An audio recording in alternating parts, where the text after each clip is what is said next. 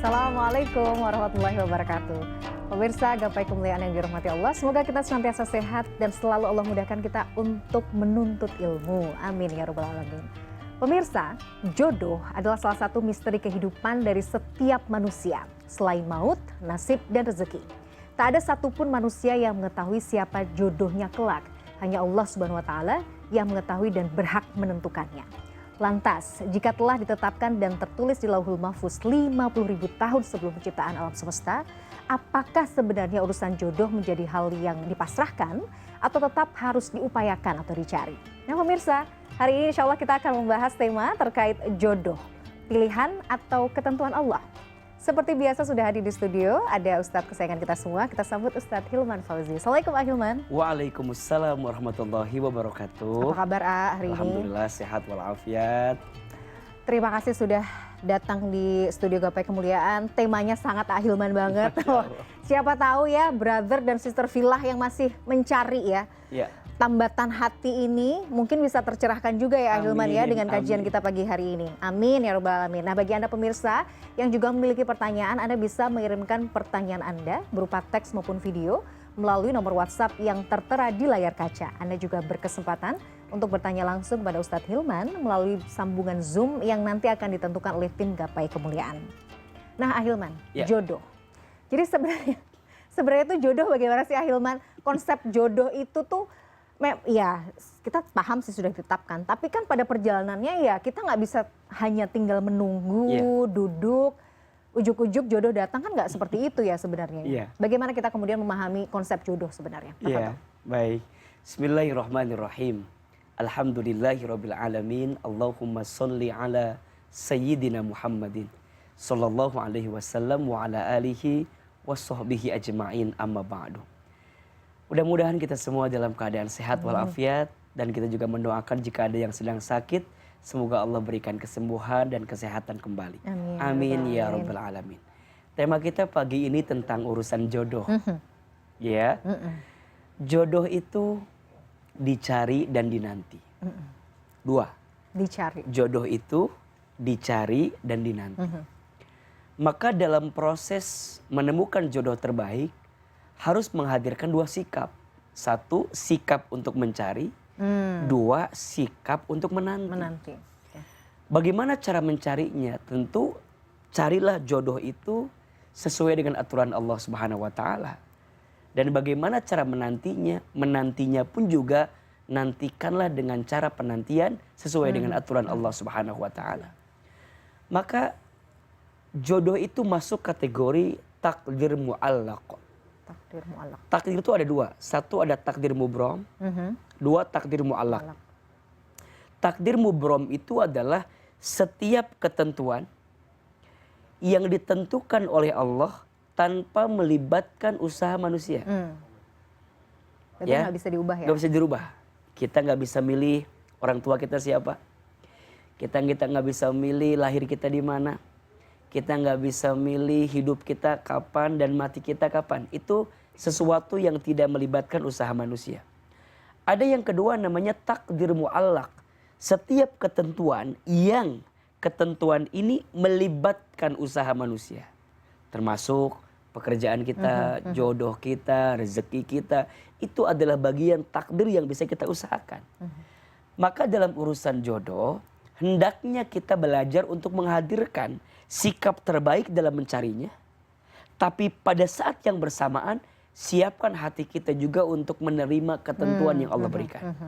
Maka mohon maaf, jodoh kita itu nggak diukur dari seberapa lama kita kenal, Mbak Mila. Karena ada orang yang kenalnya lama banget, barang-barangnya lama banget, tapi belum tentu jodohnya. Jadi jagain jodoh orang lain ya, istilahnya sekarang. Ada juga orang yang mungkin baru ketemu, belum kenal lama. Tapi jika Allah telah menuliskan takdir jodohnya untuk dia, maka jadi juga. Maka tetap mencari, tapi tetap harus ada fase untuk menanti. Mana dan apa yang terbaik dalam pandangan Allah Subhanahu wa taala. Nah, apa sikapnya? Ta'aruf tadi. Ya, saling mengenal, saling mencari, saling memahami, dan itu bisa mengantarkan kita untuk bisa menemukan jodoh terbaiknya. Nah, ta'aruf itu maksudnya mungkin banyak yang juga masih penasaran Ahilman. masih awam. Konsep ta'aruf sebenarnya itu dalam Islam itu seperti apa sih? Ta'aruf itu kan artinya saling mengenal. Kalau saling berarti salah satu atau dua-duanya? Dua-duanya. Dua-duanya. Ya. Maka keduanya harus ketersalingan. Nah, secara konsep ta'aruf itu kan saling mengenal. Agar kita bisa saling tahu, lama-lama saling paham untuk satu tujuan yang sama, yaitu pernikahan. Maka kalau kita udah ta'aruf, jelas targetnya apa? Menikah. Bukan ta'aruf namanya kalau nggak ada target menikah. Namanya kenalan. Betul. Karena ta'aruf itu ada target apa menikah. Makanya saat kita saling mengenal, tentukan dulu apa targetnya, menikah. Mau berapa lama? Betul.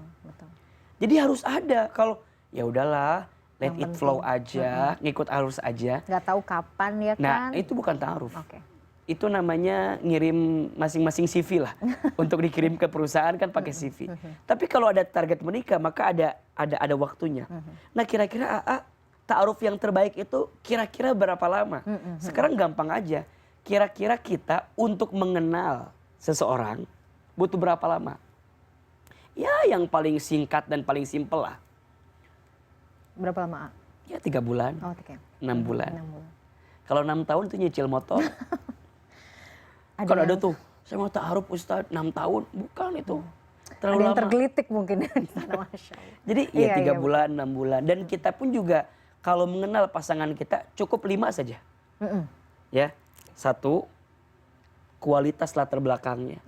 Berarti kan pendidikannya, terus dia dari keluarga yang apa, asalnya dari mana, itu latar belakang lah.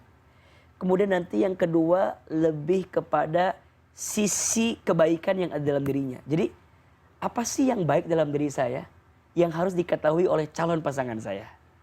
Ya berarti kan termasuk kalau ada foto, boleh ditampilkan fotonya. Walaupun nanti secara nazarnya ada waktunya ya, terus saling mengenal. Tapi kan pakai foto dulu boleh. Kalau bisa tunjukin foto yang alami, jangan pakai filter, jangan pakai efek. Biar real. Takutnya jadi jadi kaget. Kagok dan kaget. Karena ada orang pas lihat fotonya, Masya Allah. Pas lihat aslinya, Astagfirullah. ada yang begitu kan. Jadi, betul. Nah yang kedua, tunjukkan sesuatu yang bisa membuat orang tuh jadi lihat sisi kebaikan kita. Nah yang ketiga, ceritakan juga sisi keburukan kita. Apa sih yang kurang dari saya? Saya tuh begini. Hendaknya calon kita tahu apa yang gak baik dalam diri kita. Terutama yang sifatnya fisiki mungkin ya, yang bisa kelihatan. Nah yang keempat, sampaikan apa yang kita harapkan daripada pasangan kita. Dan yang kelima, apa yang kita tidak mau ada di pasangan kita. 5. Latar belakang, bicara kebaikan kita, bicara sesuatu yang kurang dalam diri kita, bicara apa yang kita harapkan dari pasangan kita, dan yang kelima, bicara apa yang kira-kira kita nggak mau di pasangan kita. Cukup. Simple ya sebenarnya. Simple. Tapi ada yang jadinya tuh kayaknya tuh ribet gitu ya, mikirin jodoh tuh kadang ribet gitu ya. Makanya setelah itu nanti harus ada penengah. Ini penting ya. Penting, ada pihak ketiga yang jangan sampai hanya kita yang berkenalan. Karena kalau kita yang berkenalan, nanti yang ketiganya adalah syaitan yang bermain. Makanya kalau kita mau jalan pun ditemani. Kalau kita mau healing bareng-bareng gitu misalnya, jangan berdua. Kalau udah berdua lain cerita. Ya sebenarnya itu yang kemudian malah menjaga ya, menjaga, memuliakan dua-duanya. Ya. Bukan malah maksudnya kalau sekarang kan ya karena mungkin nggak zaman lah begitu-begitu. Yang kenal tuh ya harus mungkin istilahnya kayaknya lebih indah kita tuh pacaran setelah menikah. Gitu. Setelah menikah. Makanya nanti sudah proses saling mengenal, baru naik level sama orang tua. Menikah itu bukan hanya nikahin orang yang kita cintai. Sepaket. Tapi yang paling penting kita bisa mengerti dan memahami keluarga besar dari orang yang kita nikahi. Nah, seperti apa perjalanan pernikahan itu nanti kita bahas. Nanti di segmen 2. Masya Allah. Pemirsa jangan kemana-mana, Gapai Kemuliaan masih akan kembali sesaat lagi.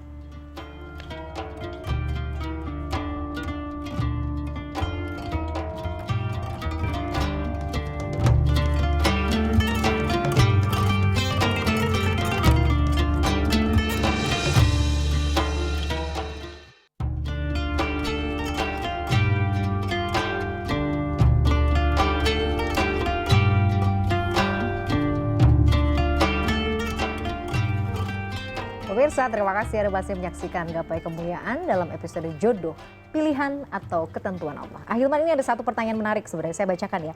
Bagi seorang perempuan, pernikahan itu harus melalui walinya. Ya. Tapi hak menentukan pilihan jodoh itu di tangan siapa? Oke. Bagaimana jika orang tua telah menentukan pilihan bagi jodoh anaknya, yang dijodoh-jodohkan sama orang tua gitu? Itu bagaimana? Kalau misalnya kita nggak srek, bagus lah. Oh bagus. Orang tuanya perhatian kan. Iya sih. Karena gak sedikit loh orang tua yang gak peduli sama jodoh anaknya. Maka yang namanya orang tua itu punya kok kewajiban untuk memastikan siapa jodoh bagi anaknya. Tapi anak kita juga kan punya perasaan, punya preferensi. Ya kalau orang tuanya punya inisiatif untuk mencarikan yang terbaik, bagus. Tapi kalau di saat yang bersamaan, si anak perempuan ini juga punya perasaan dan punya pilihan, maka sebaiknya orang tua tetap mendengarkan pendapat atau pilihan daripada anaknya. Disitulah ruang komunikasi. Ya, orang tua beri ruang komunikasi sama anak agar dia bisa mengekspresikan apa pilihannya. Tapi anak juga ingat harus dengarkan nasihat orang tuanya. Ya. Karena bagaimanapun orang tua lebih banyak makan asam garam. Betul, betul. Lebih banyak pengalaman. Dan saya percaya setiap orang tua pasti menginginkan kebahagiaan bagi anaknya. Dan ingat, ridhollah fi ridhul walidain, wa sukhtullah fi sukhtil walidain. Ridhonya Allah tergantung ridhonya orang tua. Murka bencinya Allah tergantung murka benci orang tua. Masa iya kita mau menggadaikan restu orang tua? Iya. Karena kita terlalu cinta sama orang yang baru kita kenal kemarin gitu. Betul sih. Tapi kondisi itu sering kita jumpai. Sering. Karena dasar cinta. Iya. Dan tidak mendapat restu dari orang tua. Akhirnya orang tua dikorbankan. Betul. Ya udahlah, kawin lari lah. Iya. Gitu Jangan misalnya. capek lah. Capek betul. Kawin diam aja. Konsekuensinya maksudnya secara syariat tuh seperti apa ya? Maksudnya kalau itu kan juga berat juga sekarang sebenarnya. begini, bagaimana mungkin engkau bisa mendapatkan keberkahan di saat bersamaan engkau menghilangkan keriduan daripada orang tuamu gitu. Memang yang akan menjalani adalah kami ya, orang anak gitu. Anak. Orang tua kan gak ngalamin Ustadz, kita yang ngalamin. Iya, tapi kan ada nilai-nilai keberkahan yang harus kamu perhatikan gitu loh. Berarti ruang komunikasi sebenarnya. Iya. Seorang anak ya, dengerin nasihat orang tua. Orang tua beri ruang ekspresi kepada anak untuk mengungkapkan pilihannya. Nanti ketemu titik equilibriumnya di tengahnya gitu loh. Tanya, adik, kenapa adik mau yang ini? Apa alasannya? Biarkan dia cerita. Kalau masuk, ya sudah. Tapi mohon maaf kan tidak sedikit ya. Di antara kita orang tua mungkin melihatnya dari sisi materi. Iya. Madesu di mana? Nah, nggak bisa nak. Iya. Ibu sayang, bukankah ibu juga dulu menikah dengan ayah dalam keadaan yang biasa-biasa aja awalnya? Maka jangan pernah menolak laki-laki yang soleh, karena urusan materi yang belum dia punya, ya kan? Iya. Karena banyak yang gara-gara urusan materi, nanti anak saya mau dikasih makan apa? Ya nasi, atau masa dikasih makan yang lain ya? Kan mungkin kan? Repot memang ya kadang-kadang. Iya, jadi jangan mengkhawatirkan sesuatu yang belum tentu terjadi buat orang tua ya. Buat orang tua kita. Jadi kalau saya melihatnya ini dua sisi ya. Saya juga nggak mau nyalain anaknya, saya juga nggak mau nyalain orang tuanya. Karena yang namanya orang tua pasti anaknya mau bahagia. Yang namanya anak juga pasti nggak mau lah nggak dapat ridho dari orang tuanya. Jadi dua-duanya perlu ruang komunikasi. Ya, betul. Jadi kalau alasan, pokoknya aku maunya sama ini, ayah ibu karena aku cinta. Ya, jelasin dulu. Oke. Kan cinta tuh pasti ada alasan kan. Ya walaupun ada istilah begini, bukan titik yang menjadikan tinta, tapi tinta yang menjadikan titik. Bukan cantik yang menjadikan cinta, tapi cinta yang menjadikan cantik. Masya Allah. Walaupun begitu ya. Luar biasa ya Ahilman nih. Meramu kata-kata ini. Ya benar. Iya betul. Iya kan? Iya kan? Jadi apalagi yang lain kasih lagi. Boleh. Karena mau bikin buku soalnya. Iya. Hujan setitik jatuh ke dalam genting. Oke. Betul? Cakep. Dari genting hujan turun setitik. Bukan karena cantik membuat kamu pasanganmu jadi ganteng. Tapi gantengnya hatimu yang mengantarkan cantik itu datang untuk dirimu. Iya, hati. Jadi artinya ruang komunikasi sebelum menikah tuh perlu loh. Benar tadi kata Mbak Mila, jangan membeli kucing dalam karung. Iya. Ya tapi juga dalam artian begini ya. Jangan kemudian pokoknya mah nikah, nggak apa-apa nanti aja, kenalannya waktu udah menikah aja, nggak juga. Perlu kok proses untuk saling mengenal. Nanti lama-lama kita bersama baru saling mengenal lagi gitu. Tapi kan harus ada pondasinya dulu gitu loh. Khawatirnya tadi memaksakan sesuatu ujungnya tidak mengantarkan kebaikan. Walaupun percaya aja, witing trisno jalaran suku kulino. Makin sering bersama rasa cinta itu akan muncul. Maka dalam rumah tangga kadang-kadang di awal tuh kita nggak cinta-cinta amat sih gitu. Apalagi baru kenal kan, kayaknya biasa aja gitu. Bahkan mungkin mantan kita lebih terngiang gitu ya. Tapi ya lama-lama awalnya sakinah, nanti tumbuh mawaddah, nanti Allah kasih rahmat. Masya Allah. Makanya sakinah, mawaddah, rahmah. Nah, bagi yang galau Ahilman, aduh kok sampai sekarang jodoh saya belum datang. Aduh, umur saya sudah matang. Saya sudah ikhtiar ke sana kemari. Ya kok kayaknya jalan jodoh saya ini gelap gitu. Gimana Ahilman? Iya. Ya disitulah ada nilai-nilai yang perlu kita hadirkan. Satu, sabar. Sabar. Boleh jadi Allah mengakhirkan apa yang harus diberi kepada kamu bukan karena Allah tidak mau ngasih. Tapi Allah sudah memantaskan dirimu untuk kamu mendapatkan yang terbaik dalam hidupmu. Berarti gimana? Jangan sibuk mencari yang terbaik, sibuklah menjadi yang terbaik. Banyak orang yang sibuk mencari yang terbaik tapi lupa menjadi yang terbaik. Padahal yang baik akan Allah pertemukan dengan yang baik. Menarik. Dan yang buruk Allah juga pertemukan dengan yang buruk. Pantaskan dirimu sehingga kamu pantas mendapatkan yang terbaik untukmu. Satu. Yang kedua, mungkin ekspektasimu terlalu tinggi sehingga tidak menemukan harapan dari apa yang terjadi dalam hidupmu. Turunkan sedikit agar kamu menemukan titik terbaik untukmu. Kadang-kadang yang poin ini juga agak tricky. Kadang-kadang orang tuh sudah overconfidence. Saya kan lulusan ini, ini, saya dari keluarga ini, wajar lah saya meminta gitu. Misalnya. Jangan mencari yang ideal, tapi mencari seseorang yang bisa menjadikan kamu lebih ideal. Jangan mencari yang sempurna, tapi carilah orang yang bisa menyempurnakan kekurangan dalam dirimu. Capek loh nyari yang sempurna itu. Capek, karena nggak ada. Dan ingat ya, sesuatu yang tidak mungkin itu adalah apa? Sempurna. Lelah dirimu kalau mencari yang sempurna. Cukuplah mencari orang yang ketika bersamanya hidupmu lebih terasa sempurna. Maka mawaddah itu bukan aku tak bisa hidup tanpamu, tapi mawaddah itu aku terasa hampa tanpa dirimu. Itu. Jadi beda kan? Kalau yang pertama aku tak bisa hidup tanpamu, itu bukan mawaddah. Mawaddah itu ada sesuatu yang hampa ketika aku tidak bersama dengan dirimu. Nah ini perlu ditumbuhkan. Makanya pantasin diri, terus ya perbaiki diri kita. Ekspektasi juga diturunkan. Sampai yang ketiga, coba menerima apa yang barangkali tak sesuai dengan dirimu ini. Jadi, tapi karena apakah itu terpaksa dalam keadaan? Ya minus-minus tipisnya nggak apa-apa kan. Nggak harus semuanya ideal. Cukuplah minta, ya Allah kalau aku pengen punya suami itu yang soleh, yang pintar, yang kaya, yang cakep, cukup aja itu. 4. Wow. Soleh, pintar, kaya, cakep, ganteng ya. Wah luar biasa ya. Itu kalau kadang ngaca gitu kayaknya jauh gitu kayaknya. Oke. Berarti kan kalau nggak 4 turunin 3, kalau nggak 3 turunin 2. Fleksibel aja ya. Kalau nggak 1 aja, soleh aja. Oke, soleh. Baik. Ahilman menarik, tapi kita harus jeda dulu. Gak kerasa ya? Gak kerasa, kita harus jeda dulu. Pemirsa, jangan kemana-mana, kita masih akan membahas jodoh ini, konsep jodoh ini. Kami masih akan kembali saat lagi hanya di Gapai Kemuliaan.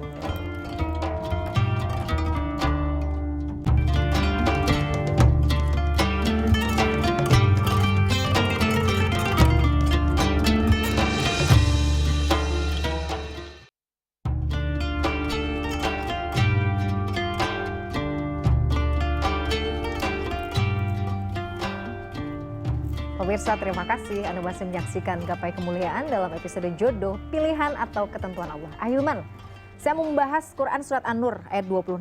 Perempuan-perempuan yang keji untuk laki-laki yang keji dan laki-laki yang keji untuk perempuan-perempuan yang keji pula. Begitu sebaliknya ya, perempuan-perempuan yang baik untuk laki-laki yang baik dan laki-laki yang baik untuk perempuan-perempuan yang baik.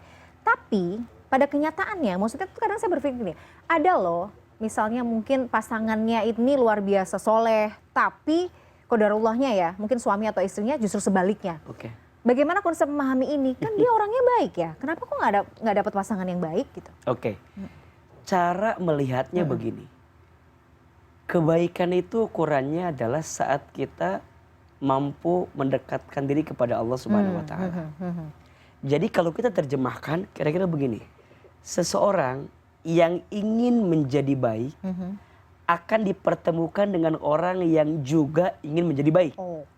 Oke. Nah, kalau Mbak Mila menemukan seseorang yang kok kayaknya beda, tapi konsepnya sama. Misalnya Mbak Mila bertemu sama orang yang mungkin gak baik, tapi bertemu dengan yang gak baik ini membuat kita tambah baik kepada Allah, maka jadi kebaikan untuk kita juga. Nah, sekarang pertanyaannya, apakah kita sudah menemukan yang baik ini atau tidak gitu? Jelas?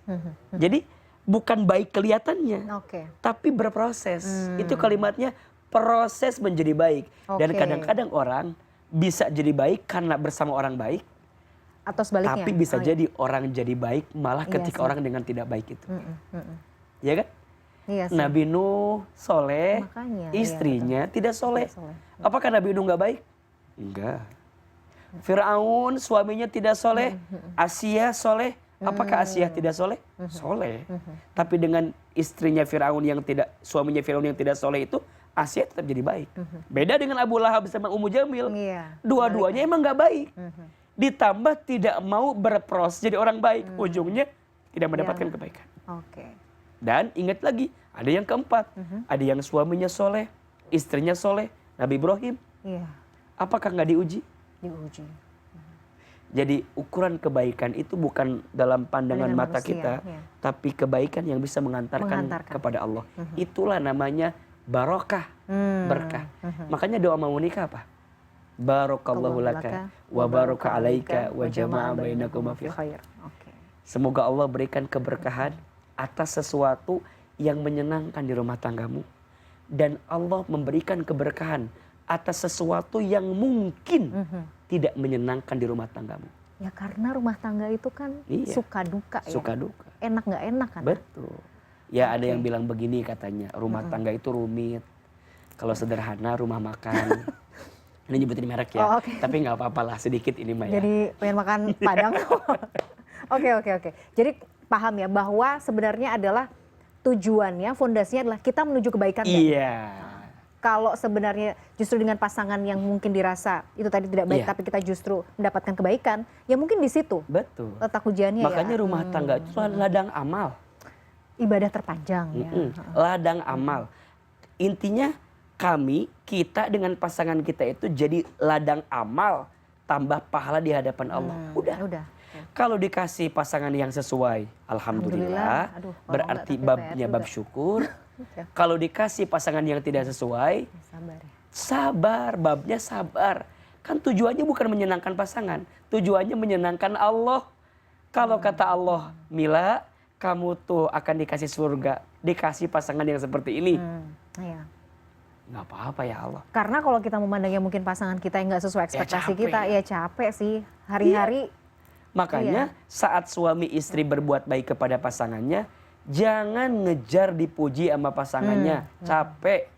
Tapi ngejarlah dipuji sama Allah.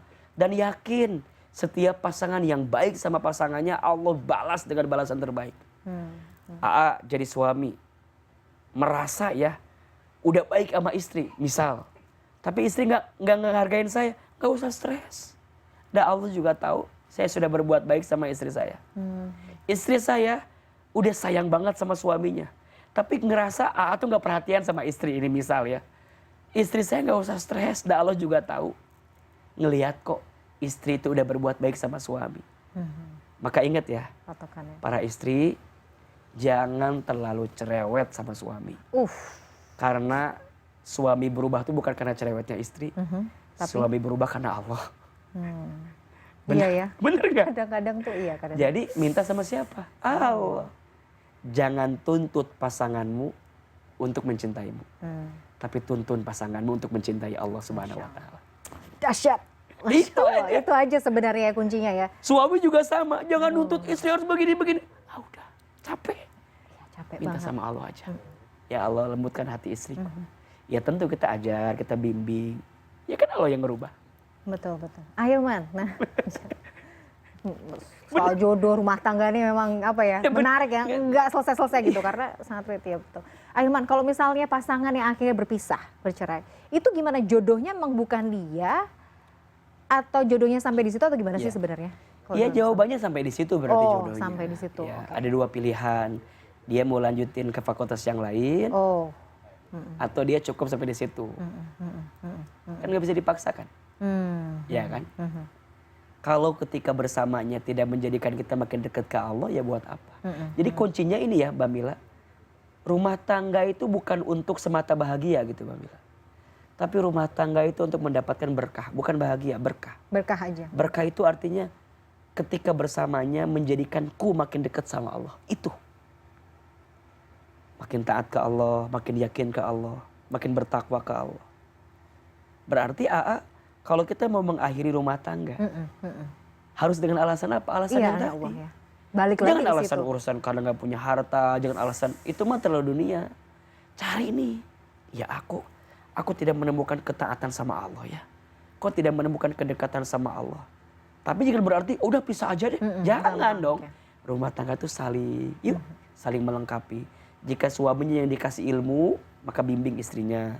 Jika istrinya yang dikasih ilmu lebih, maka bimbing suaminya. Dua-duanya ketersalingan. Sampai tujuannya sama, masuk ke dalam surga. Aku memilihmu sebagai pasanganku. Karena aku melihat dari sorot wajahmu, matamu ada kebaikan surga untukku. Nah, jadi ada orang yang nanti masuk surga Babila karena kebaikannya sama keluarga. Karena sabarnya sama keluarga. Karena rasa syukurnya sama keluarga. Maka syukuri apa yang Allah kasih terhadap rumah tanggamu hari ini. Karena boleh jadi surga itu bisa kamu ketuk nanti pintunya karena kebaikanmu terhadap keluargamu. Aduh, bergetar saya. Makanya kalau soleh, ketika punya suami soleh biasa. Tapi bisa soleh. Iya itu. Di tengah pasangan yang tidak soleh. Aduh, ya Allah. Itu luar biasa. Ya itu levelnya sudah berbeda ya. Beda. Ya. Oke. Masya Allah. Ahilman, satu sebelum ditutup. Kalau kemudian ada yang sampai wafat tidak memiliki jodoh. Itu berarti ya akan tetap dapat jodoh ya? Iya. Di dunia dia memilih. Ingat ya, berarti dia memilih untuk tidak mendapatkan jodoh. Karena hakikatnya setiap jodoh kan ada. Hanya kita barangkali memilih untuk tidak. Ya. Kita juga tidak bisa menyalahkan ketentuan Allah. Karena tadi takdir mu'allak ya. Iya. Ada usaha yang perlu kita hadirkan. Dan kalaupun enggak juga jangan menyesal, jangan kemudian Ustadz aku mah rugi, enggak bisa. Ya enggak juga, ada pahala lain. Kan ingat ya, kuncinya di ladang amal. Kalau dengan menikah jadi tambah amal bagus. Kalau dengan tanpa menikah juga tambah amalnya, mungkin karena dia punya orang tua. Mungkin dia merasa kalau saya nikah malah enggak bisa membahagiakan orang karena saya punya penyakit dan seterusnya, atau dan seterusnya alasan yang lainnya. Enggak apa-apa.